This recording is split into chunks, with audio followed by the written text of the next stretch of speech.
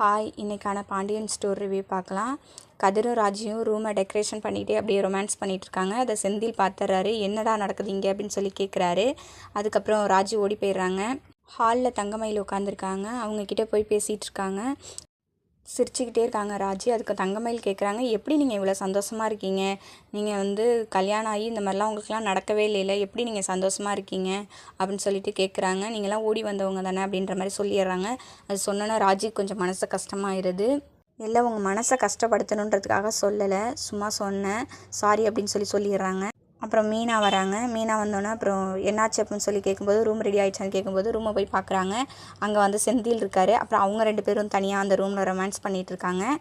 அப்புறம் சரவணனுக்கு அவங்க அப்பா அறிவுரைலாம் சொல்லிகிட்டு இருக்காரு. எப்படி இருக்கணும், குடும்பம்னா எப்படி இருக்கணும், என்ன பண்ணணும் அப்படின்றதெல்லாம் சொல்லி கொடுத்துக்கிட்டு இருக்காரு. இவ்வளோ ரொம்ப நேரமாக சொல்லி கொடுத்துக்கிட்டே உட்காந்துருக்காரு. அப்புறமா தங்கமயில ரூமுக்கு அனுப்புகிறாங்க. அப்போ அவங்க டிவிலலாம் நான் பார்த்தேன், சும்பெல்லாம் எடுத்துகிட்டு போவாங்க அப்படின்னு சொல்கிறாங்க. எல்லோரும் சிரிக்கிறாங்க.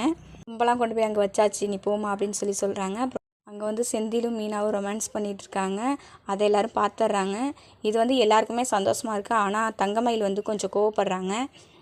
அப்புறம் உள்ளே போயிட்டு தங்கமயில், இவங்களுக்கு வேறு வேலையே இல்லையா, வேறு ரூமே கிடைக்கலையா, எங்கள் ரூமில் தான் ரொமான்ஸ் பண்ணுவாங்களா அப்படின்ற மாதிரி மனசுக்குள்ளேயே திட்டிகிட்டு இருக்காங்க. இதோட இன்றைக்கான ப்ரோமோ முடியுது. Thank you for watch.